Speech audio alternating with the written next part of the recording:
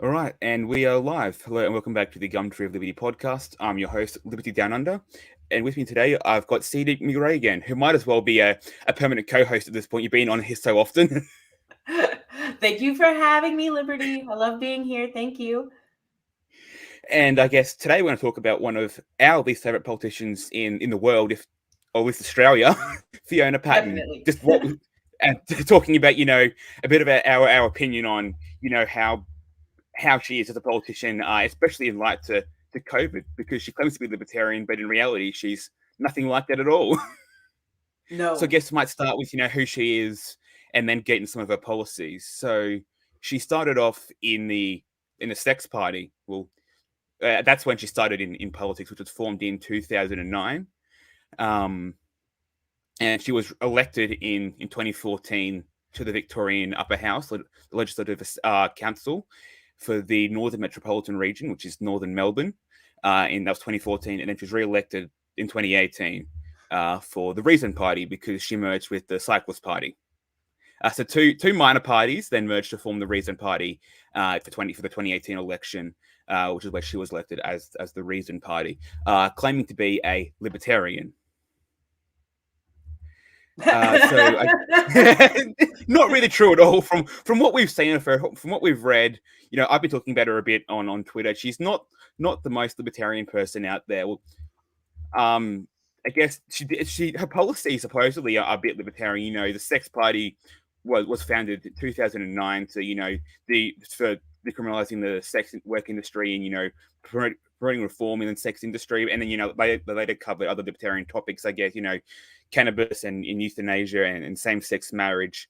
But since then, they especially during COVID, they've really gone downhill. They have even admitted that up to half of their votes have simply come from people who are voting for the party named the Sex Party. That people voted for their parties because of their name, which is why she got into office. Seems to be a problem with minor parties over here. You've got the Liberal Democrats who, probably got into office because their name's so similar to one of the major parties, the Liberals. So seems to be a trend that even though we have the minor parties, they're not there because of anything except their name.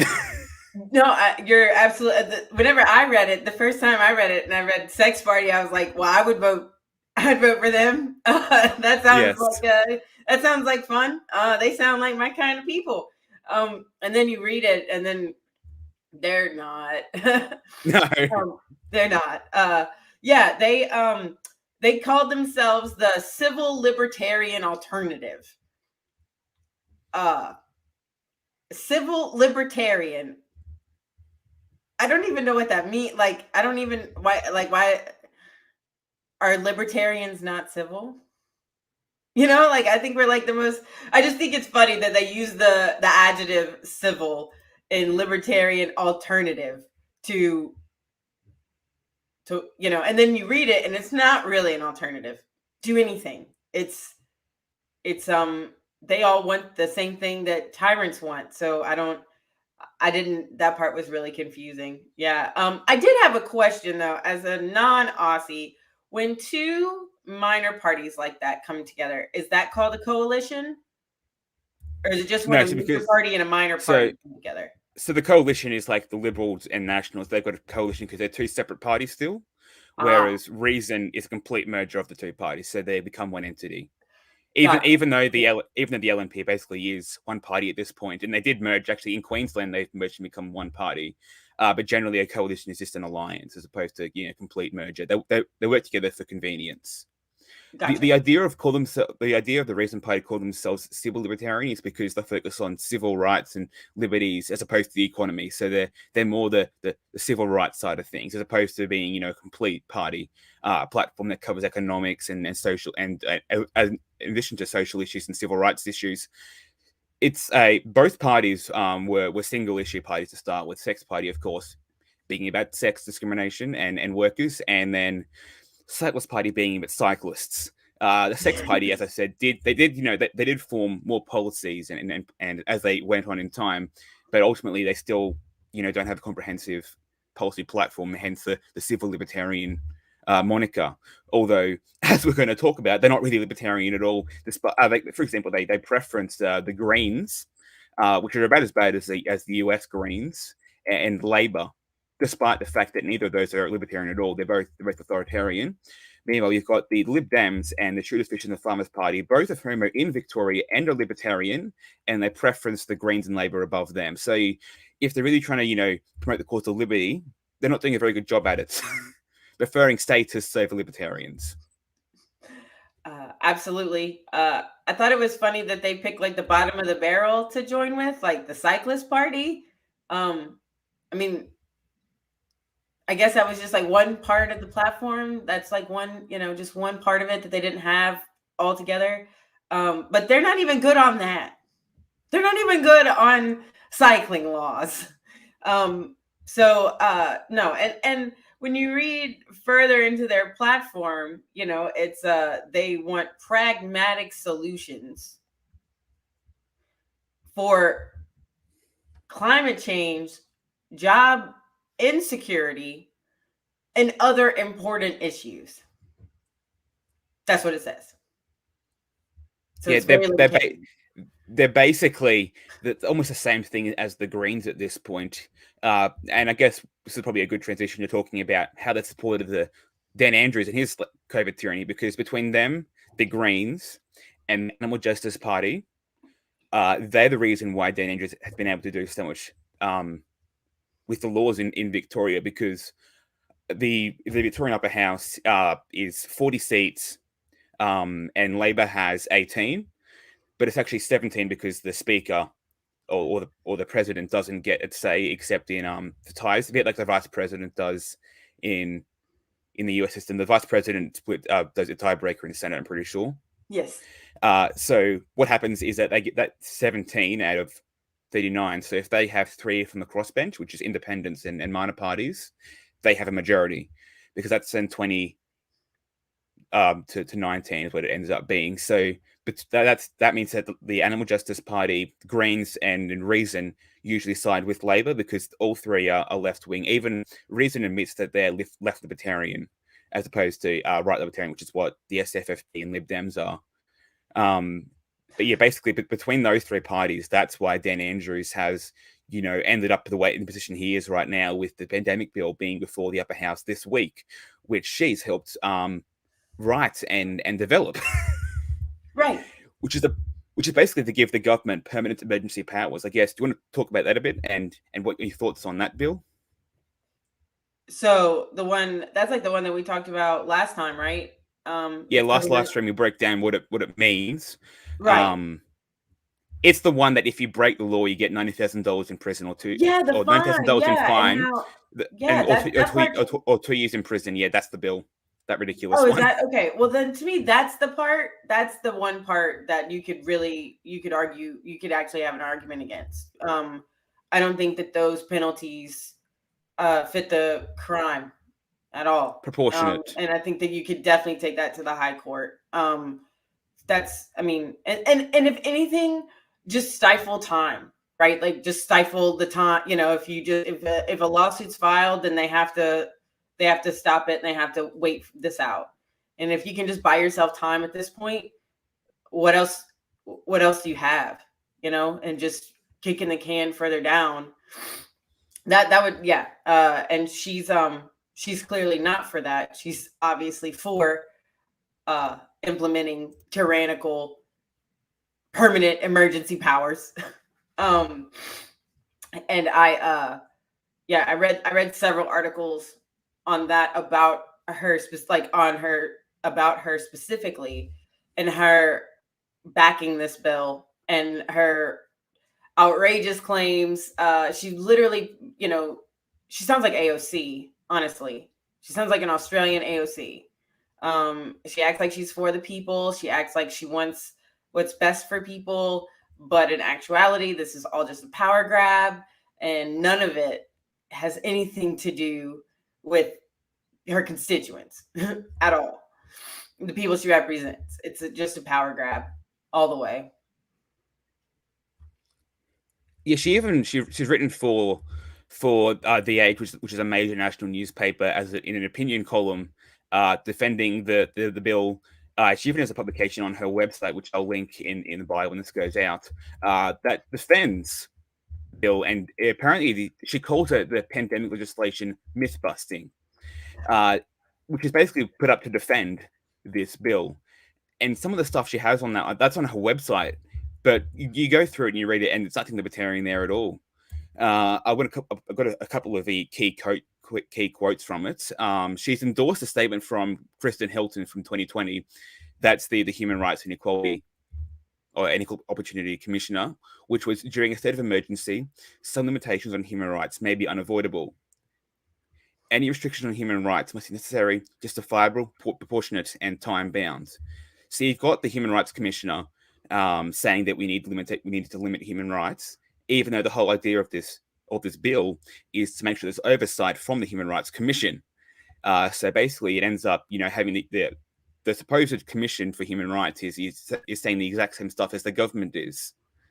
They're not really, independent in any way, because they are basically doing exactly what the government wants them to do. In fact, Fiona goes as far as to say that if the pandemic bill does not limit rights, it cannot work to curtail the spread of disease. Yeah. We have to limit rights. Right. Curtailing disease is more important than human rights. That's what she said. Yes. Right there. There was a letter was an open letter was penned to Dan Andrews from over 24 QCs, Queen Counsel. They're the highest ranking lawyers in the land.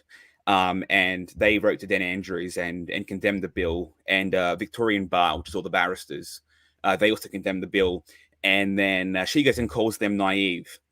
So you've got people here with decades of experience in the highest courts in Australia, and apparently they're naive about the law, compared to an elected politician who's been in office for 7 years. Yeah. She's man. She comes off. I swear, like she's an Australian AOC. I swear, like everything. That whole article I read on her website, I thought, did she steal this from someone in America? Because I don't know how you can put your name behind that as a libertarian. Obviously, you don't know what that means, and to call people who have studied law, who have analyzed law, who have practiced law for decades, naive because they don't want to do what you want them to do. Well, that doesn't make you a leader, and that certainly doesn't make you a libertarian at all. So I find it interesting that she's using this title, this label. I feel like she's just trying to be edgy and go after a sect of the left wing, like some, I guess maybe, I don't even know, moderate. Like you can't even say moderate left. I mean, this is all pretty left. None of this has anything to do with liberty at all. Yeah. I would say she's this is not libertarian, and she's naive. If anyone's naive in this, Fiona is naive. Well, she basically had her vote bought by Dan Andrews. So that's another way to put it, because he said to her, "If you vote for this, we'll vote for your sex discrimination bill," which is aimed at, in theory, at making the sex industry more safe and ending discrimination in the industry. But even there's one article which was put out by the Guardian of all news outlets. That was an interview with a sex worker. Basically said that this bill is not going to make things better for us. So that there are some good parts. It basically says they have to work in it says they can't work in certain areas, which basically means they have to work in the industrial areas, which aren't safe, and they're prone to being attacked by anyone, basically, because they can't protect themselves, and they're in poorly lit industrial areas where there aren't that many police out to protect them, if you can even say that the police would protect them, because they've had lots of runs with the police before that haven't been good for the sex workers, because the police are there making sure that everything's done by the books, and the books themselves haven't been very good. So I know a lot of libertarians are saying sex work is real work, but even this bill is not actually protecting them at all. It makes things worse in some areas, and it doesn't even get rid of the sex worker registry, which basically all sex workers have to register in Victoria, and that means that former clients who aren't happy with their service can then track down that sex worker and take out their revenge. Which basically encourages violence against, it allows for violence against these sex workers because it lets them carry out their revenge whenever they want, because their names and your phone numbers and stuff are all out there of all the sex workers in the state. So what you're saying is that government is trying to get involved in a problem that is caused by government with legislation to try and remedy the situation. Like, come on. No, okay, first of all, you cannot fix a government problem with more government. I think that's never going to happen. And then you try and fix it, and then you don't actually do anything. And okay, so I don't know how many movies you've seen, but I think that most sex workers prefer to keep their actual identities concealed, right? Like, they don't want people to know their real name. That's why they have stage names, right? And that's fine. And that's the point. That is insane to me. And that the bill did not even get rid of that. Getting rid of that would have been an improvement for them. But to just put them in a shitty area, to put them in a crap area where they're not protected. They're not. That's the whole point of legitimizing. We'll call it legitimizing sex work. That's the whole point, is so that they have a place to go, they have a place to work, or they can operate freely, and go to it, but they don't have to stand out on the street and that's the whole point. So no. And she traded her vote for this bill for them to vote for that bill. Is that what you're saying? Yeah. So that, because she's been pushing for this for decades. She was a sex worker in the early 1990s. She's been involved with the Eros Foundation, lobby groups. In fact, she's even said that in office, she's basically a lobbyist. She has called herself a lobbyist in office. She said she's a lobbyist, but with phone numbers and people to talk to. So she can get directly to other politicians and say to them, we need to do this. She can lobby them as a politician. And she's admitted she's doing that and thinks it's fine.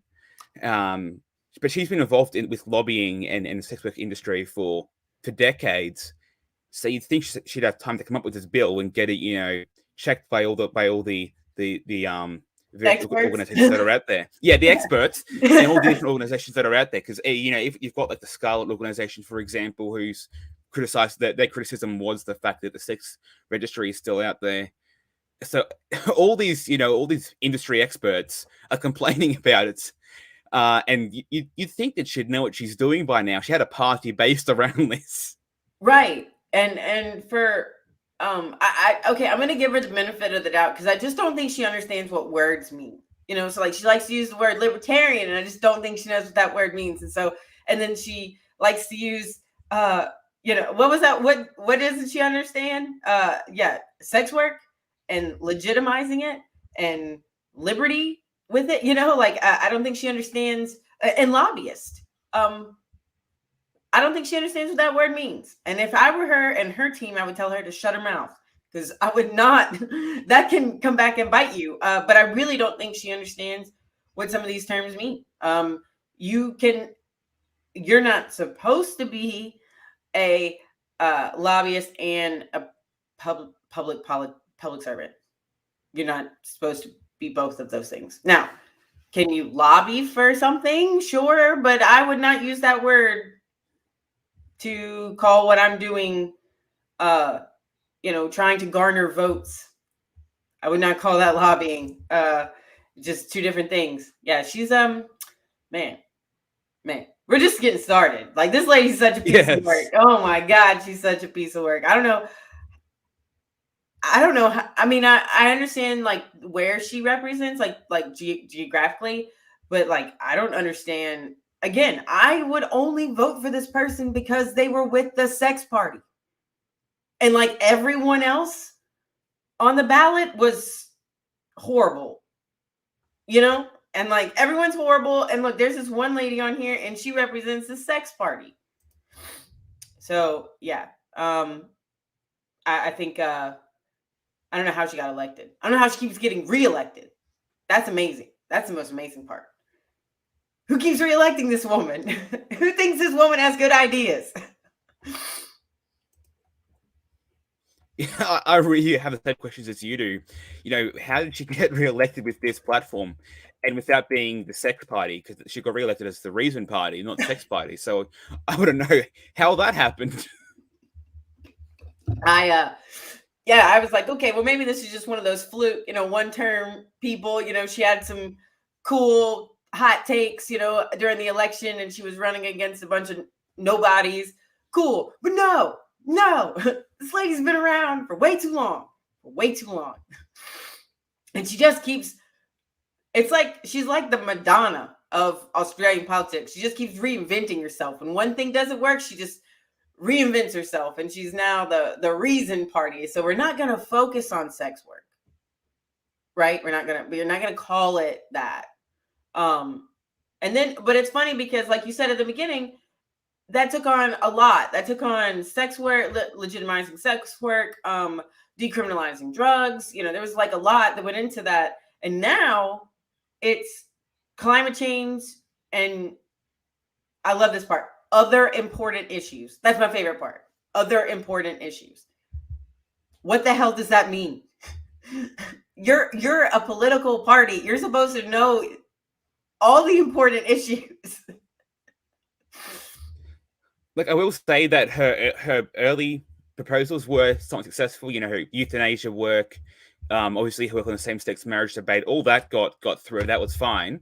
That's more libertarian, even though some libertarians will debate on things like abortion and euthanasia. They're at least in the general area compared to climate change and political correctness and COVID tyranny. Basically, it's a big transition. In fact, back in March, her party, well, she did, along with the Greens and the Animal Justice Party, they voted with Dan Andrews to extend his COVID laws or the emergency powers for 9 months. That was in March. They go through to December. And then the bill that they're voting on right now, the pandemic bill, comes into effect on December the 3rd. So it's been timed exactly. And I want to know, how long was she involved in planning this for? Because that's perfectly timed to come into effect. So I want to know exactly how long she's been working with Dan Andrews to get this bill written. Because we know she's been involved in the drafting process, or at least we're pretty sure she has been. But for how long has she been involved in this sort of stuff? Because she keeps voting, like, for everything that he does, she votes with him. And they're from two different parties? Apparently, yes. Although, as I said, her party has previously preferenced right. Labor. I'll just quickly explain what that is for the listeners. So, preference, because we have preferential voting here, it means you vote, like, on the ballot paper, you vote 1 to 6 or 1 to 5 or whatever for all the candidates who are in that seat.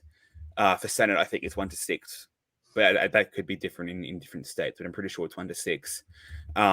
But he's using, he's ultimately using her, and she's using her little party to vote with him and to basically be her own party, her party's leader and whip at the same time, and to tell them that they have to vote with Dan Andrews, even though maybe some of them, I don't know, I didn't get that far into the research, but maybe some of them are libertarian and they don't agree with Dan Andrews and his legislation. So they're forced to, because they're on her team. That's, man. I mean, that happens in America every day. Like, I'm not, like, surprised, but it's pretty blatant. I guess that's what I'm getting at. Like, it's very blatant that this woman is clearly just doing the bidding of Dan Andrews in this little, making sure he's got this little niche carved out for him. And that is dangerous whenever they want to use the libertarian moniker. Well, they ran in the 2010 federal election 1 year after they were formed, they were formed 2009, and she had her preferences go to the Greens, which meant she was telling her voters to vote to put in number 1 beside the Sex Party and number 2 beside the Green Party, so they get preference votes going to the Greens. And although the Sex Party did not get any votes or any seats federally in that election, it was the first time that the Greens had a senator in a free state. Was because of her preferences, probably. Gotcha. And then later on, she's had preferences to go to Labor.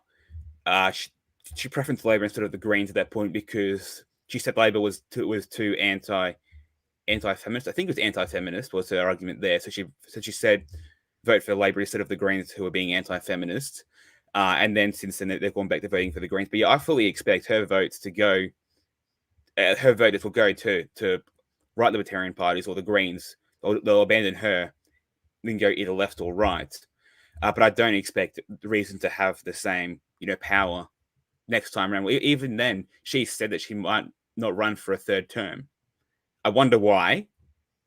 That's what I was going to say. I wonder why. Yeah, I mean, you just can't really. I just, and looking at just like the mission statement, which is what, 1 sentence, 2 sentences maybe. The Reason Party stands for forward thinking, evidence-based, inclusive change for Australia. We represent reasonable people who want real change for better. Well, I think we can agree that for better is relative because yes, we would like real change for better, but clearly we don't agree on what that looks like.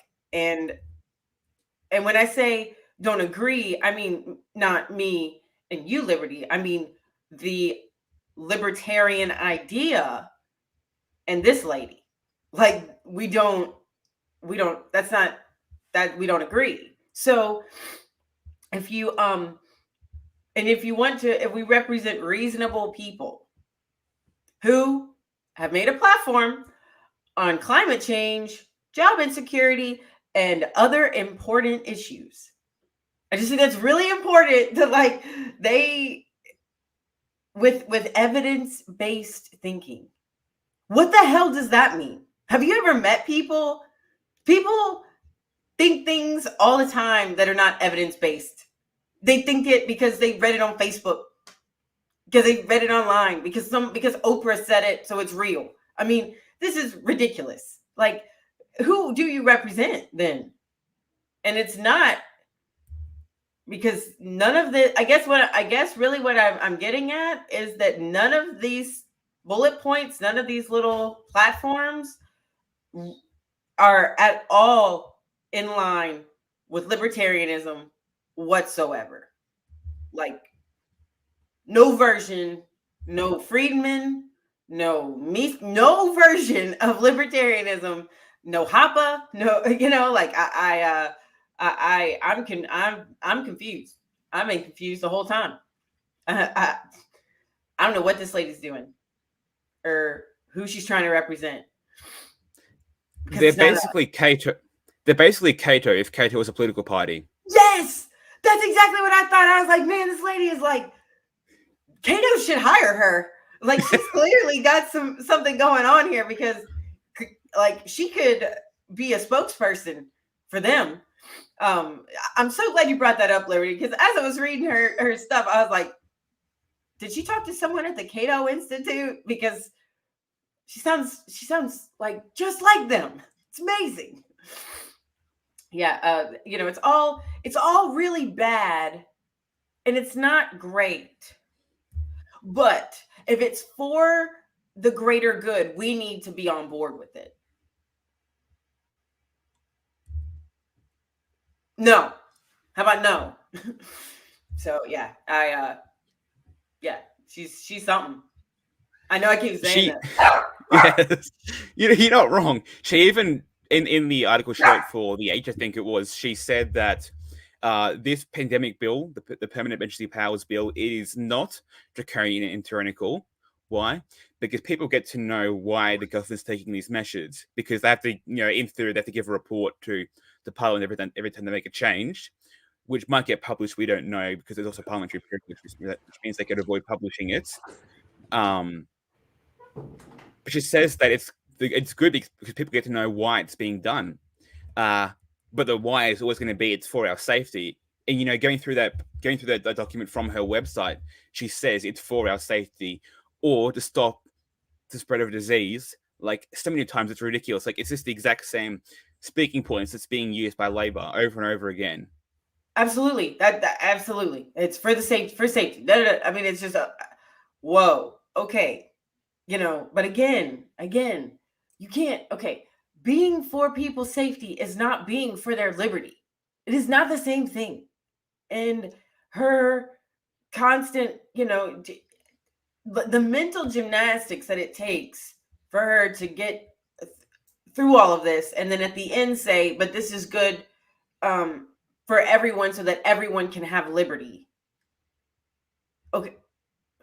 Okay, no, that's not how this works. And like you said, I think she's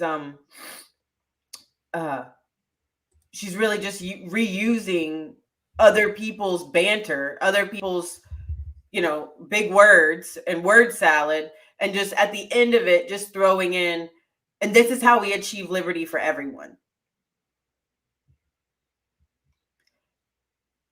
Okay. So you can have liberty as long as you do what we say. I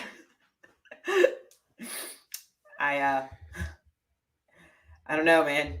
You got a real one. You got a real one with yes. Well, the backlash from it has been people have been attacking her offices, or like verbally at outside the office, trying to film her and yelling insults at her, as she has had cyclists, cyclists, the cyclist party. She's had cyclists, ride past her house yelling at insults. She's consulting parliamentary security almost every day. She's installed security systems inside her home for protecting herself. And former Labour MP Bronwyn Pike has said that this is all unwarranted. Now, I'm not going to say you should be taking someone's office because of their stance, because that's not how you achieve change. You don't. But the saying that she doesn't deserve this, that she's done nothing to warrant these attacks, is not surprising from Bronwyn. Her mother, she's the mother of Paul Coates, her son's Paul Coates. Paul is a rabid socialist. He's involved with Red Flag, the biggest socialist publication in Australia. Oh, well, I'm sure he's for liberty too, as long as you do what he says. And again, Miss Fiona, it probably really sucks to have people come at you and attack you for just living your life and for doing what you think is right because you think it's what's right, and then you have to deal with all these people. It must suck. It must really suck. Like, is she that tone deaf? She's that, you are that night. You don't have that much wherewithal to understand that, what you're complaining about, you are doing to other people. No, because it's for the greater good. No, man. Yeah, I'm so sorry you have to put up security cameras in your house because you don't feel safe. Well, why do you think I buy guns? Yes. She's you can't. It must suck. It must really suck. And, you compare the outrage to that, to her being attacked, and you compare that to the reaction to David Limbrick being attacked. Now, he's probably been the most vocal opponent of. We touched on this briefly last live stream. He's been the most vocal opponent of the COVID lockdowns in Victoria. His office was attacked by vandals. It cost him thousands of dollars in damages. He said he had to go to Parliament and ask for a new office because his is completely ruined. There are a total of 2 news articles, one from 3 weeks ago, one from 2 weeks ago, on his office being attacked. That's it. And one of those is just mentioned in passing. So one of them is dedicated to it by the Herald Sun, and then the Age mentions it, the Age mentions it in passing. It also mentions Fiona, but there are lots of articles out there about Fiona being attacked. Like there was none about Yeah. him. As soon as you told me about it, I got online and I started looking for it, and I only found the same 2 articles you did.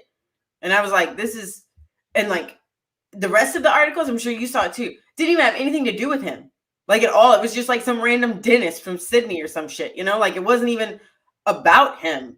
And I thought, wow, that is like hella control, even on Google, like that is some intense control that they have over that, and an unwillingness from the media to even report it, to even talk about it, to even put it out.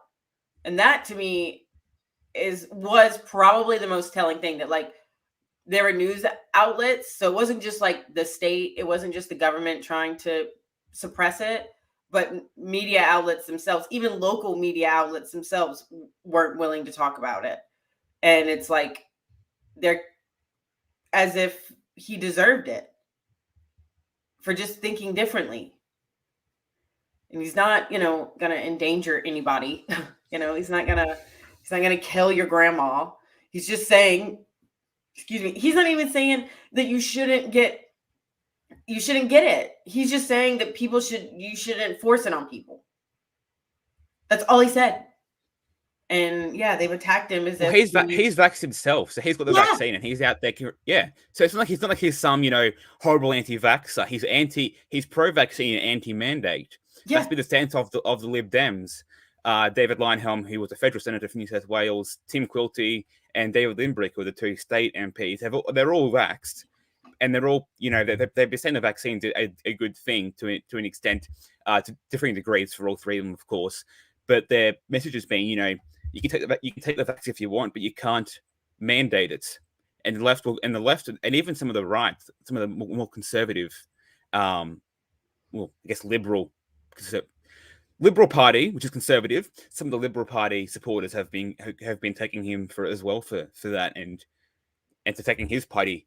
And in fact, the reason I found out about his office being attacked was not through the media, at least the mainstream media. It was through he did an interview, Parliament in Exile, which was David Limbrick, Tim Quilty, and Catherine Cumming, who were the 3 that were suspended for not handing over their proof of vaccination, which meant they couldn't go into Parliament to vote.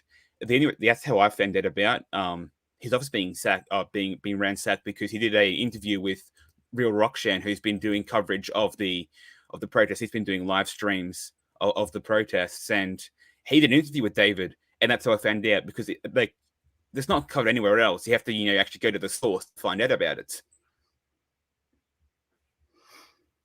Yeah. It was because the media is not going to cover stuff that goes against their narrative. That's the only way you can put it. Is the media is not going to cover it if it goes against their narrative. The only reason the Herald Sun covered it is because they're a bit more conservative. If you were a leftist, you'd call them the Murdoch conspiracy, because they're the same guy who runs Fox, I think. Fox Rupert News, Murdoch. Yes. Yeah. So there's apparently a Murdoch conspiracy, which I've talked about before. The Murdoch conspiracy against Dan Andrews. So that's the only reason why they've covered it, is because the Murdoch conspiracy. The Age mentioned it's only in passing, and they've had Fiona Patten write for them, so they're not exactly the most conservative media outlet. So you just got the Herald Sun read it, and it's covered it, and only because of the quote unquote Murdoch agenda. Yeah. So you got basically one media outlet 3 weeks ago that said that the police was going to look into it.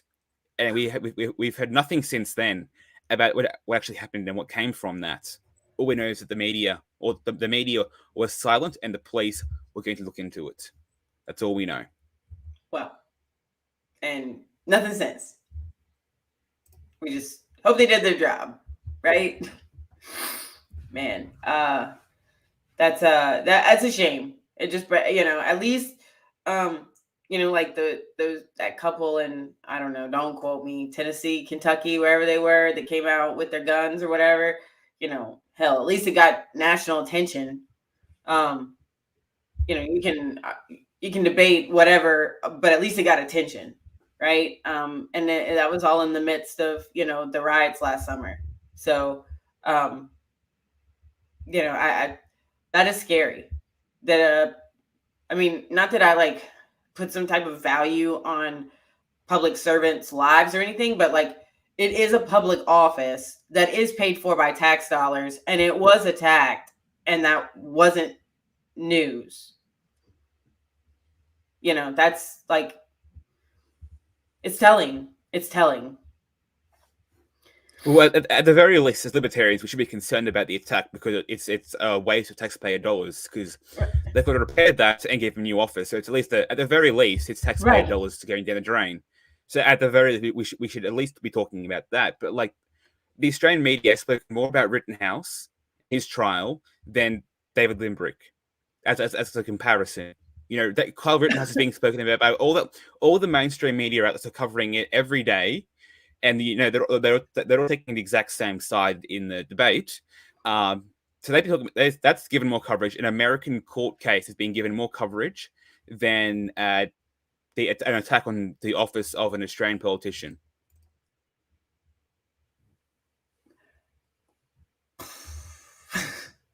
Unless they're left wing, like Fiona, and then they get covered. Right.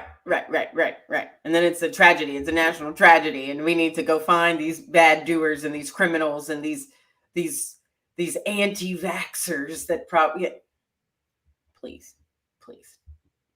It's like whenever AOC almost died. That time. Dude, yeah, look, I think that's the best comparison that I've heard made is that she's our version of AOC. You know, there's a couple out there. We've also got Sarah Hanson Young, who's Greens. She's about the same as well.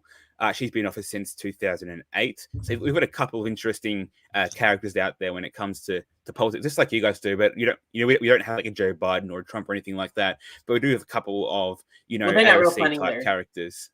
Joe Biden farts his pants, and Trump has been Donald Trump for his the majority of his adult life. So they're kind of predictable, right? I like these ones that call themselves something and then do something else. They're fun to talk about because, like I said, I just really don't think that they know what these words mean.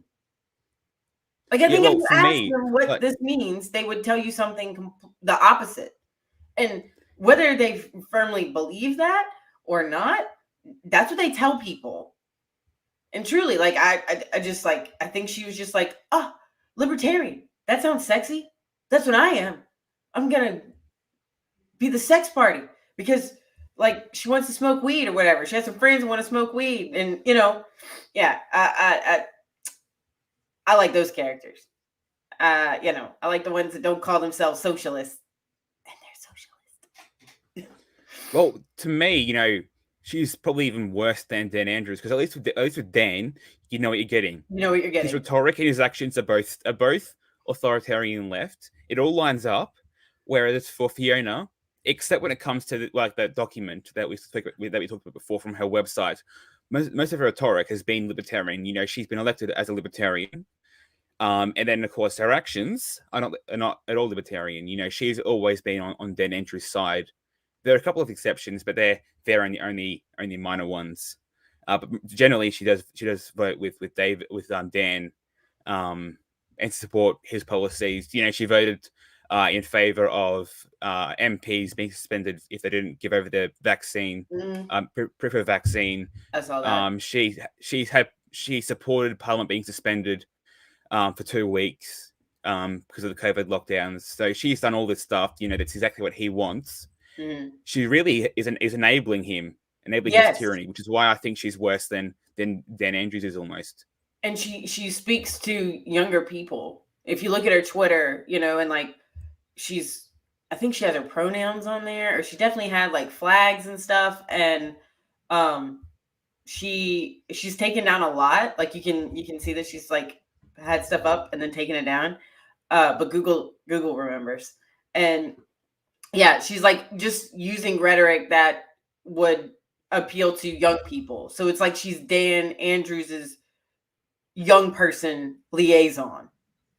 Like, here, go out there and say these things and make them sound fun and put a hashtag on it, and young people will be down. And That's what makes it scary from an outsider looking in, is that people will then associate the term libertarian with her. And it's, if you're doing the bidding of Dan Andrews, you are not a libertarian at all, in any sense of the word. So I think for me, and reading how she talks and how she uses her socials, she's literally just using this sexy term because kids are, I guess, into it, maybe, or they think kids are into it. They'd had some focus group that told them we like this, and so now that's what they and he just has her push his agenda to young people so that they think it's cool. And that's scary, because how do you combat that as a regular libertarian when you're like, well, no, that's not liberty. That's not doing things because it's better, because someone told you it's better for everyone else does not mean that you have liberty. And doing those things will never give you the liberty they promise you. So how do you achieve your goal of, if you're just constantly fighting that? And that is not good. That makes it hard for any actual libertarian to come behind her, and who may not be as good on social media, who may not have all the cool hip words, and they may just be like a regular guy that's just like, this is wrong. And then people don't want to hear that because they like flowery language and emojis and hashtags. That guy doesn't do it. He just wants liberty. And so you're setting yourself up to make any actual libertarian that comes behind her fail. And that's not good. That's not good. It delegitimizes the label and then inevitably the entire philosophy. And of course, you can't go off them either, because they get to play the gender card. Right. And then just that. So the three MPs who are from the crossbench who support Dan Andrews are Fiona, who's a white woman, Anthony Medic, who is from the Animal Justice Party. He's a white man, so he's not often used by Dan Andrews. And then Samantha Ratnam for the Greens. She's got a doctorate in philosophy, I think, and she's a refugee from Sri Lanka. So they often use her and Fiona as people being on the front line for promoting for arguing for Labor's policies, because you can't criticize them. Now, I'm not saying that they're bad people, but I'm saying they're being used for their, I guess, their privilege points, so to make an argument. So you can't criticize them. Yeah, so you can't criticize them because they're refugees or they're women or Sri Lankan. Right. Yeah. Then you're an ist. Then you're a Sri Lankaist. And you don't. All of a sudden, you went from just wanting your personal freedom and liberty to being anti-Sri Lankan, and you're like, well, I don't. It has nothing to do with her being Sri Lankan. I think that's great. I think that's wonderful. This has everything to do with her shit policy. And,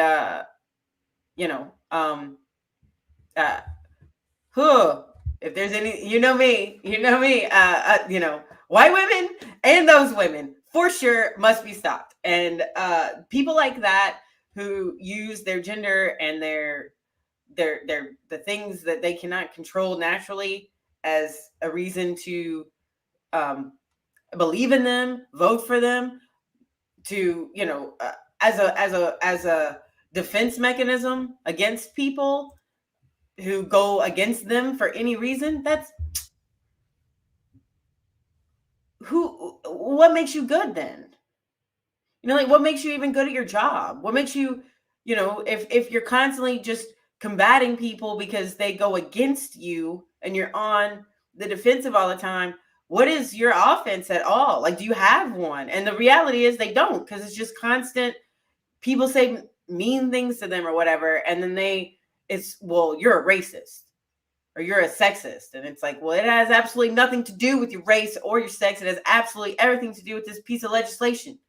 This should have nothing to do with your sex or your nationality or whatever, you know.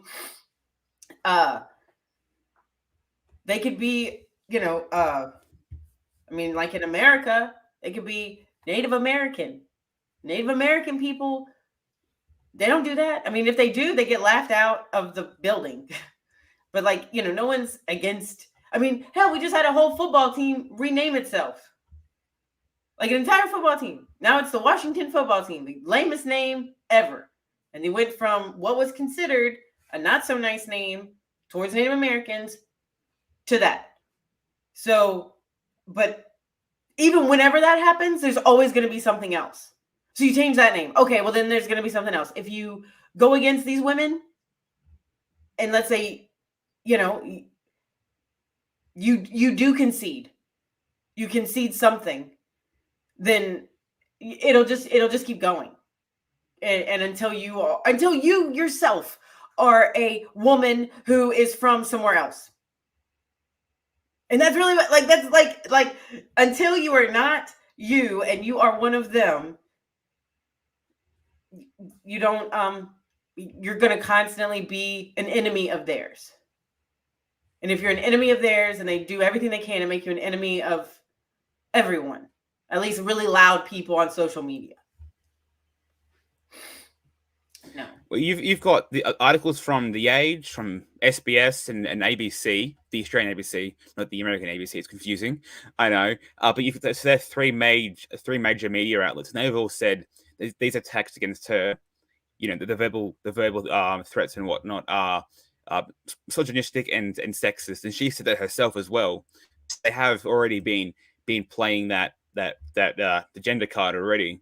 Yeah, you know, constantly, because she's being attacked. Okay, you know, you're sexist. You're as well as being a fascist and a far right extremist and a Nazi. You're also sexist as well now. Right. Insert leftist insult here. Basically, is what it's become right now. And it's a built-in mechanism to delegitimize you and your thought, where you just simply say, I don't like a mandate, and now all of a sudden you hate women because you don't like a piece of legislation that it just so happens that a woman supports. Like, that doesn't make you, you know, that's not but it's a built-in defense mechanism against anyone that thinks differently, even a little differently. Doesn't have to be a lot. Even in this, but if you are not in line with them completely, this is how they can demonize you. And these are the same people who, you know, have attacked Scott Morrison for being part of Hillsong Church, where there's been a few accusations of child molesting and stuff like that. So he's being attacked for his faith. Fiona wants to get rid of exemptions for religious organizations for taxes, so they get taxed as well, because there's an exemption for them being taxed because of religious grounds, because, you know, they're not-for-profit religious organizations. She wants to get rid of that and make sure that they're taxed. And I don't care what your thoughts are on religion, but the fact that she wants to increase taxes, right. Again, libertarian, increasing taxes. You know, you think you'd like them not being taxed if you're libertarian, but, you know, we see through your lies. Right. Instead of taking the point of, hey, we don't tax churches, why don't we look at other people we shouldn't tax? Instead, it's always, whoa, they need to be taxed, and we just need to increase the whole gamut. Everybody just needs to pay more. Running under the moniker of a libertarian. People who don't know, which is a lot of people who don't know, are going to associate this lady who wants to take away tax exemptions from religious organizations with libertarianism. There are some libertarians who would agree to that, and I get it. But they would also agree that no one should be taxed. Not the churches, not anybody. But you're really turning off a particular base when you go after, taxing religious organizations. And look, I know what kind of business. I'm from the South. I know what kind of business church can be. I know what kind of money people can make off Jesus. I'm well aware. And especially when they're not getting taxed, how much money they can make. But at the same time, that is literally the lowest issue on the totem pole at this point, and she makes it a plank in her platform, and taking away tax exemption status from religious organizations, and then wants to tax more people, like to tax them and raise taxes on other people, except for poor people who don't pay taxes anyway. So again, all under the label of a libertarian. It's dangerous. And then, of course, you've got, when it comes to the sex worker, she wants to decriminalize it, but regulate it. Government regulations as well. So again, says one thing, says she's a libertarian, but all these policies, you look at them in detail, and they're really not. Right. You want more taxes, you want more regulations. But and yet you want, at the end of all of it, the last paragraph will say it's for your liberty. For liberty for more people. No, ma'am. Like, and that reasoning, that I call it mental gymnastics that you have to get to in order to have that be your conclusion. And the two premises don't even make sense, and then you get to the conclusion, and that has nothing to do with the top argument at all, and all wrapped up in this pretty little bow of it's for so everyone can have more freedom and liberty. And if a politician is saying that, unless they're one of a few, that's not their goal. Their goal is not for you to have more freedom and liberty. The goal is for them to keep their power and you to do what they say. But yeah, when you have someone running under a libertarian ticket, or the name, libertarian, advocating for things like that, it just like I said, it just delegitimizes the whole thing, the whole movement, everyone that works for this and who knows the difference. And it will take, if people get that stuck in their head, then it will take 2 generations for them to not think that that's what that, it will take someone who is an incredible orator to even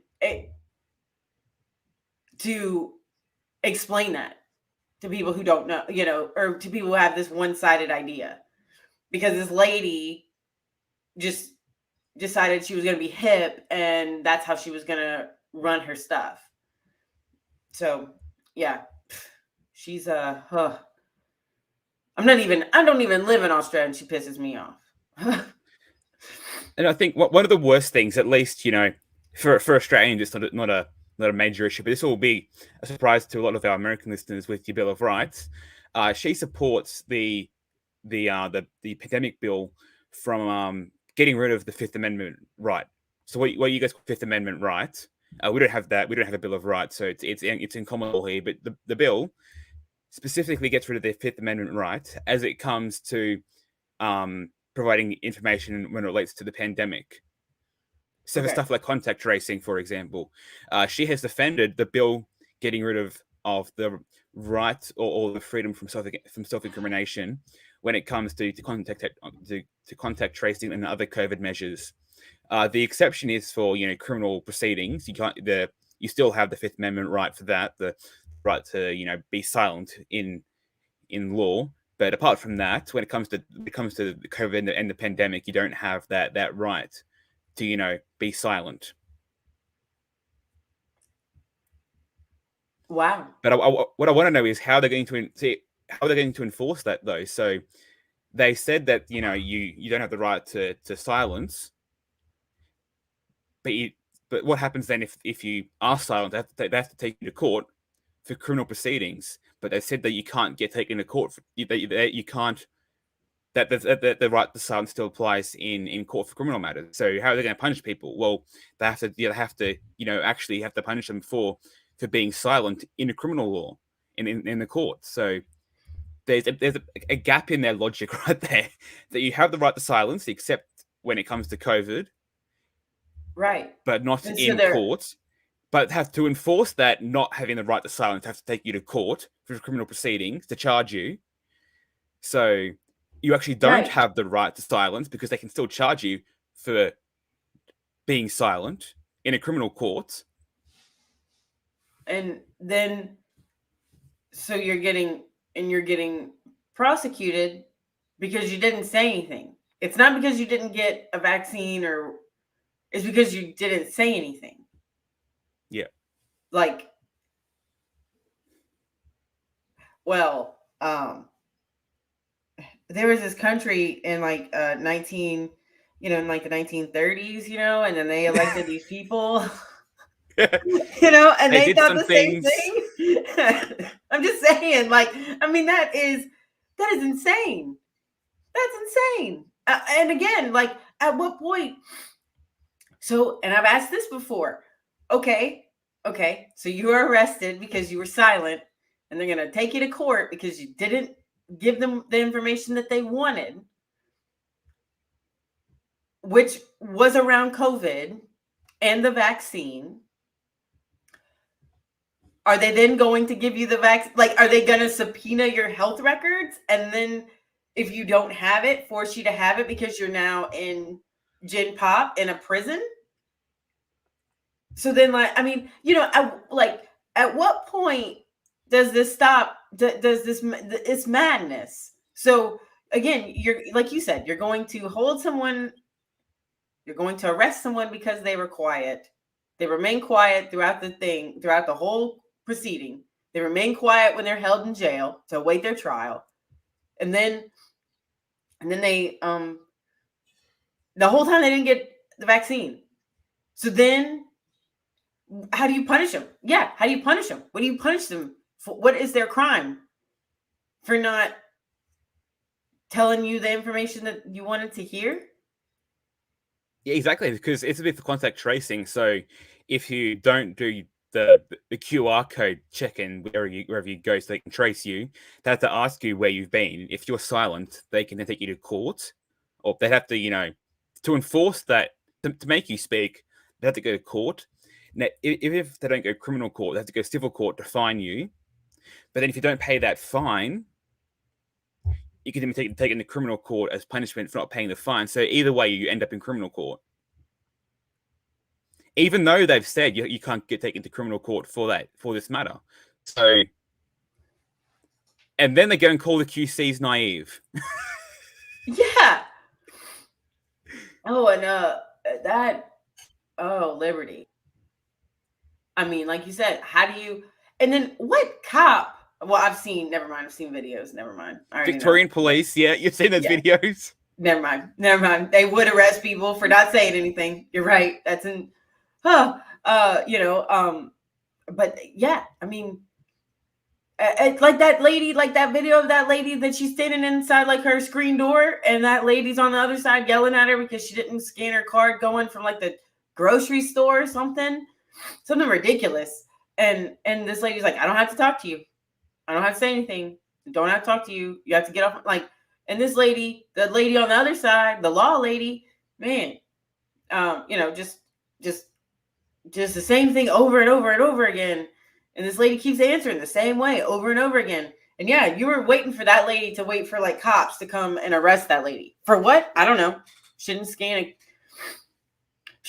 a code on her way outside of the grocery store. And then my thing is, okay, lady, you found her.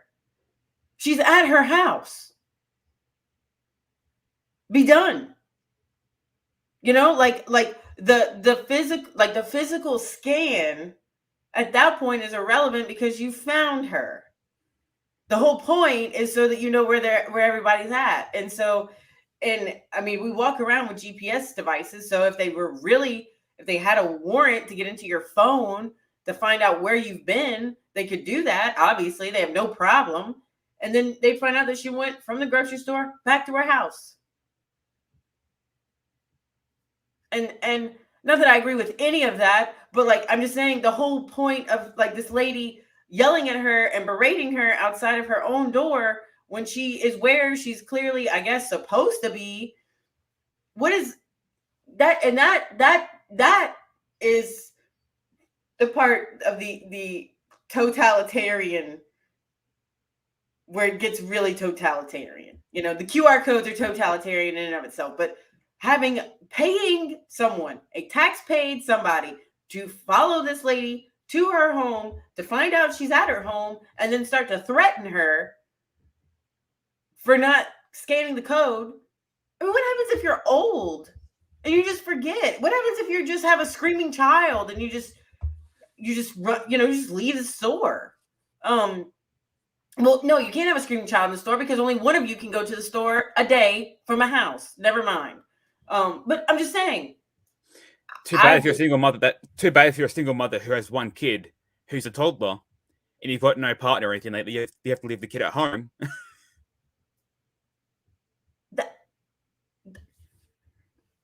So yeah, that part, is for me. When you shared that, I thought, oh my God, now they're paying babysitters, and basically, again, back to that cool country in the 30s, they developed a whole sect of their military to do that. That was their job, was to make sure everyone was where they were supposed to be. So, that, and their government paid, their taxpayer paid. You are paying for that. And that's whenever, I mean, we can go round and round about the IRS and the ATF in America, but that you're paying babysitters to make sure people are where they're supposed to be, where the government thinks they need to be. And then I always go back to that story, of the guy who left his house to get a breath of fresh air in his car, and then the police were doing the rounds, came to his house, he wasn't there, waited for him to come back and then find him. I always come back to that story as, proof that it's ridiculous, because it's in his car on his own, getting a breath of fresh air, and was fined for that. Didn't talk to anyone, didn't leave the car, so he didn't do anything wrong except not be at home. Right. And it's not like he was, at a pub or even drinking beer outside. God forbid. Wasn't even drinking a beer outside. Wasn't drinking a beer. Wasn't doing anything wrong. He was doing nothing wrong. And yet he had to justify himself for being a human. And that is when a person running with the libertarian label should stand up and say, wait a minute, not keep going. No. What's her new proposal? What's her new one? I know she has a new one. Oh yeah, you're going to love this. This is probably a good note to end on. This is completely... I am lost for words of this story, because I don't know why she's justifying this. Her proposal is to bring in a minister for loneliness. Say that again. A minister for loneliness. If we need a minister just to deal with that issue of mental health issues and loneliness, which is funny considering she's voted for all these lockdown measures that meant Melbourne is the most locked down city in the world and caused lots of depression in children. There is a peak, so skyrocketing figures that have peaked now, of children being reported to the hospital for attempted suicide and self-harm. Mm-hmm. And now she's saying, we need a minister for loneliness. We need the government intervention to solve a problem created by the government. As a libertarian. It doesn't work. This lady clearly doesn't understand. It doesn't work, sugar. Man, okay. First of all, okay, so much there. What would qualify a minister of loneliness? Like, what are the qualifications that you have to have to be? Do you have to be God? Like, I'm sure, God forbid, you have to be like a godly person. right? Like a person, you know, a religious person, right? Because we can't go there. So basically what you're going to end up implementing is a person who is solely responsible for making sure that mentally ill people, or mentally, I wouldn't even call them ill, just weak, you know, vulnerable, mentally vulnerable people, you know, who otherwise probably, if they weren't locked in their homes, probably wouldn't feel this way. But you're going to get one of these people to be a propaganda mouth for the mentally vulnerable, so that they can understand that all of this is for their better. It's all for their betterment, and it's all for the betterment of everyone, and it's all for everyone's health and safety and liberty. What the hell? What the hell? This is, she spent time. She put this on her. Is that her Snapchat? Is that her Instagram? Is the Instagram. So that's the Instagram post, and that will share to her story. Liberty. Oh my God. And now I just want to show one very interesting part of this. Very top corner. Fiona Patten, MP, leader of Reason. Oh no. Now, for those who don't know that the Reason Party exists, she's saying she's the leader of being reasonable, which I think is hilarious. Man, probably should have rethought that. But man, yeah, write to your local MP to establish a minister for loneliness. So she has taken. Let's just walk through this real quick from like a real basic libertarian standpoint. This lady has taken taxpayer dollars for time to put together this proposal for a minister of loneliness. Okay. And she's taken time to then put it on her official MP social media. And write to your MP, I guess, means to show support for something like this. Yeah, at that link. Yeah. Yeah, so that'd be, so your MP being member of Parliament, or Right. member of Parliament, I guess. So be saying, you know, write for your local, I guess, congressperson would be the American equivalent. Write to your local congressperson and get them to support this policy. So basically, it's basically petition work to get this put through government, through Parliament, and get supported by Labor, I guess, would be supportive of this, because, you know, again, they want her vote, so they'll do this to support her. So that'll probably get passed as well if it gets to Parliament. But yeah, it is. But I mean, it is ridiculous. Just the waste, and this is what you spend your time doing.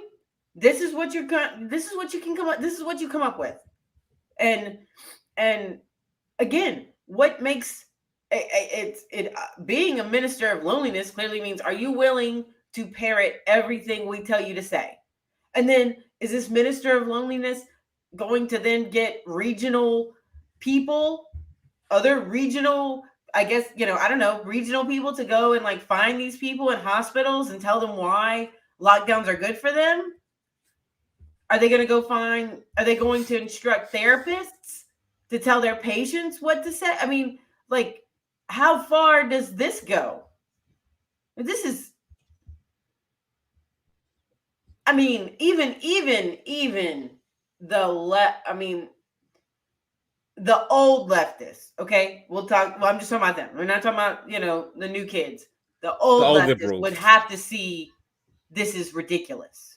This is absolutely ridiculous. Got to. Well, it comes from the UK. So the very first minister for loneliness in the entire world was established by Theresa May. Okay. So it's a policy made by UK conservatives that's now being adopted by the left in Australia. Well, nothing should be based on the UK at all, ever. Clearly, that's why we left. Man, that is why we left. That's why we don't do it. If you wanted to be the UK, why don't you just stick with being a colony? Being a colony, you get all the stuff you need. They make sure you have everything you need. I mean, what's the point of independence if you're just going to try and make yourself the same thing? Wow. Wow. So what does the Minister of Loneliness do in the UK? Do they... So from memory, they deal with stuff like parents who, have a child and they don't have a social life and stuff like that. Oh, that's what the kids helping like mental health issues, like helping them, because a lot of people who get lonely then resort to smoking and drinking.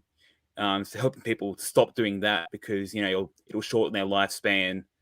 So getting involved to stop people from drinking alcohol and smoking cigarettes, which means more government regulation on people's private lives and what they do with themselves in their own home. So again, libertarian.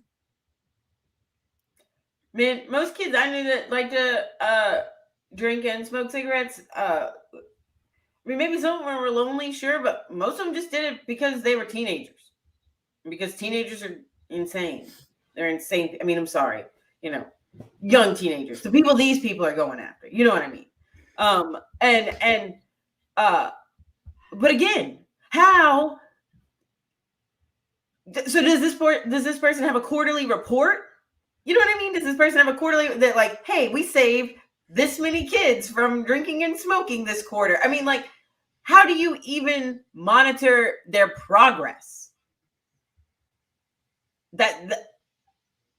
This sounds to me like she has a friend that needs a job real bad because she got laid off because of COVID, and that we just created a job for her friend. That's what this sounds like. Yeah. From memory, she's working with an organization that's involved with this and has been calling for it for a while. There we go. She did an interview recently with Dr. Michelle Lim, the chief scientific advisor and chairperson of Ending Loneliness Together. They did a podcast on their YouTube channel, Ending Loneliness Together, that had Fiona Patten on their show talking about why we need it. I don't know if they're Australian or international, but either way, she's working, again, being a lobbyist. Yeah. Lobbying with taxpayer money to get people to vote for this so our friend can have a job. This is what this is. And working with some organization. There's a whole bunch of organizations out there that say that we need things that we don't. And there's a whole bunch more organizations that say we need regulation over things that we don't. So no, I don't buy that for a second. This is and I don't care if the UK has one. I don't care if the UK has 17 of these people.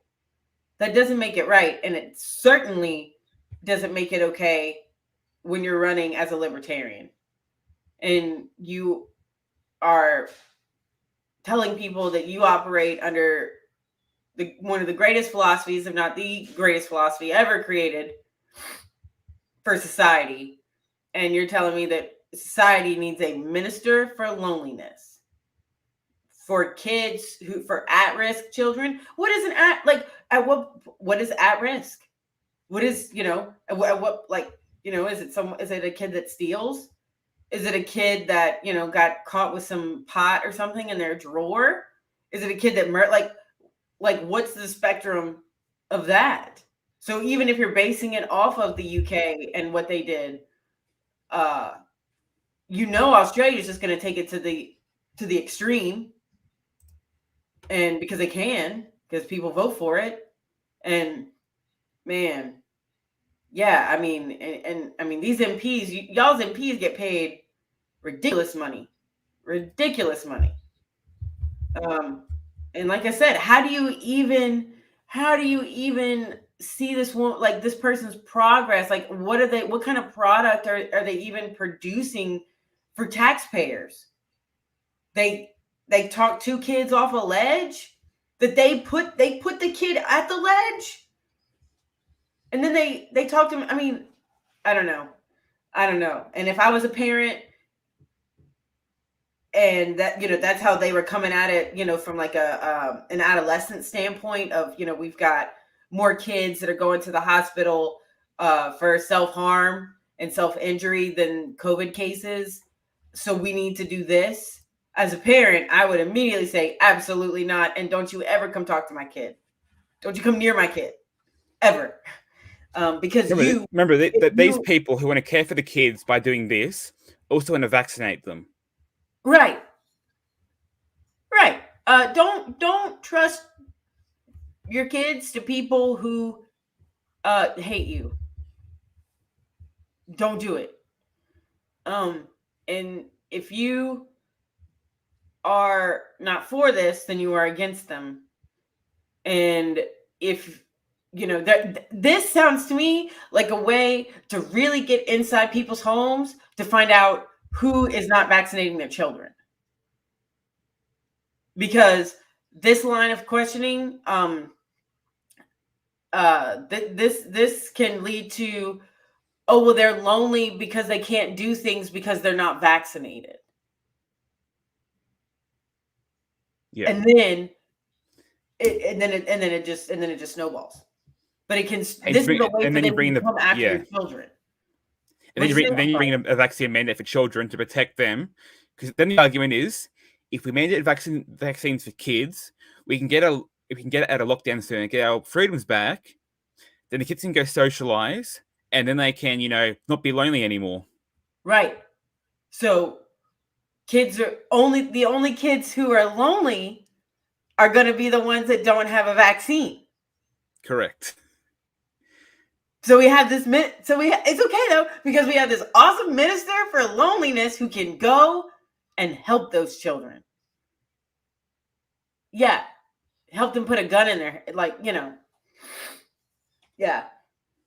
So that's what this sounds like to me, and it sounds like to me that Miss Fiona has the perfect lady for the position. Her friend. I don't know who her friend is, but I guarantee you, they're gonna know each other. And this position is going to get paid well. And now that the United States has, and the FDA, the almighty FDA, has said that kids can have vaccines, from 5 to 11 or whatever. It's only a matter of time before you guys follow suit and you guys get those. So kids will, that's what that screams to me. This is a way for them to come at your children in school and home. And when they can visibly and physically separate the kids from vaccinated to unvaccinated, and then as the unvaccinated numbers go lower, so that the vaccinated numbers go higher, we can then call in this minister for loneliness for these children, because they're lonely, because they can't do anything. And then we can call in the parents. And then we can, have these crazy people show up at their door and arrest them for not saying anything. And then you're going to leave kids without parents because they're going to go to jail. Or they're going to get with some crazy fine they can't pay. Then they're going to go to jail. Then these kids won't have parents. They're going to end up in, I don't know what system you guys have, but the proverbial system. And then they're going to get vaccinated anyway. Yeah. So I think if I had a family in Australia, I would be scared to death of that person. Because he sounds that position sounds a lot like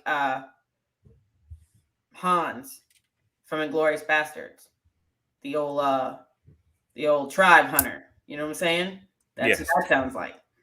That person is paid to go find people who are not where they're supposed to be when they're supposed to be there. And that's scary. That's scary, man. Coming after because could you really think that that position is there to help adults?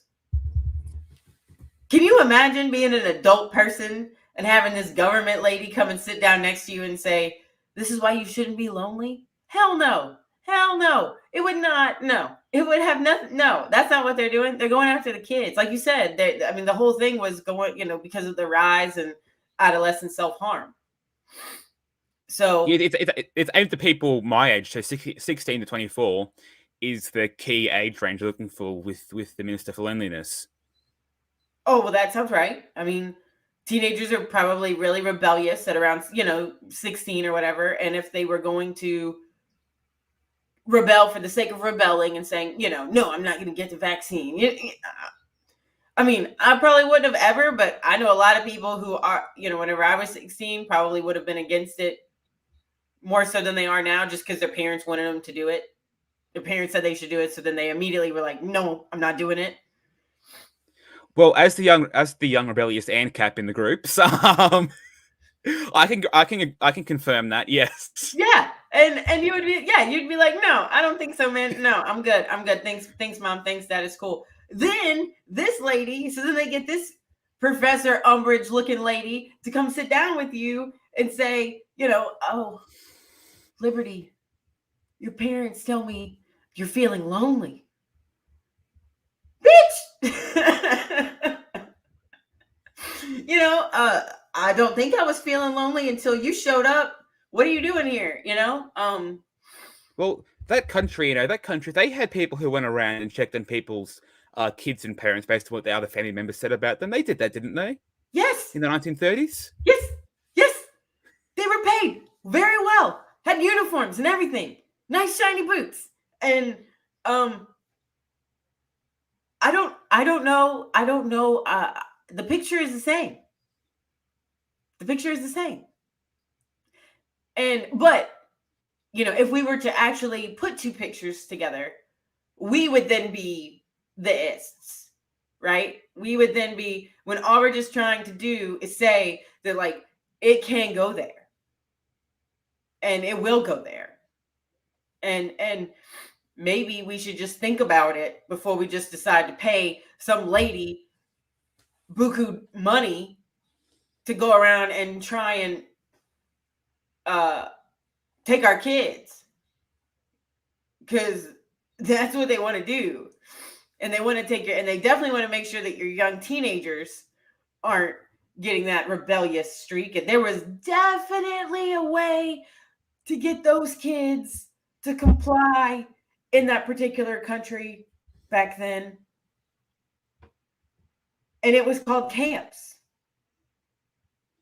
Well, the Liberal Party in Queensland is currently proposing an idea to have kids sing the national anthem every day in every school. So every school has to have their kids sing the national anthem every day. Their logic behind it is the exact same thing, is to create a national image. Because once the kids leave school, it's harder to, instill in them the national image and national pride. So we're going to do it to kids while they're in school to teach them to be good Australians.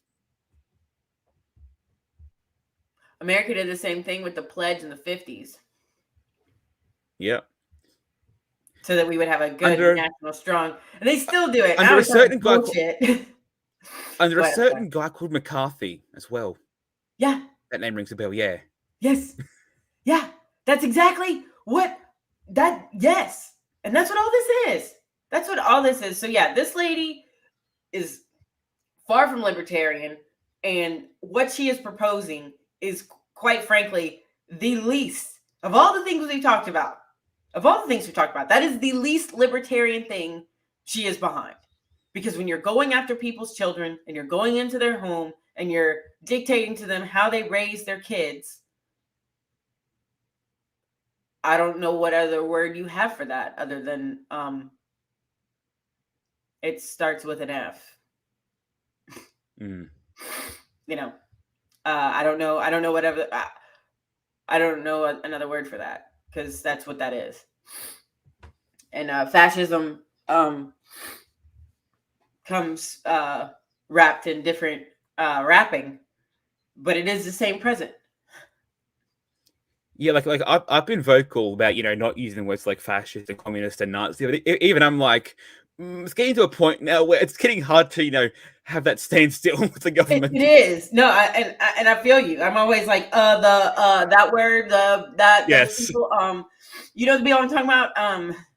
But yeah, I mean, I don't know what I don't know what else you call that, because it's not liberty, it's not democracy, It's not parliamentarian democracy. It's not like, I don't like, that is the government infiltrating your home. And that is what they do in countries like that one, like North Korea. I mean, your children don't belong to you in those countries. They belong to the state. You just basically are their steward to make sure that they do what the state wants them to do.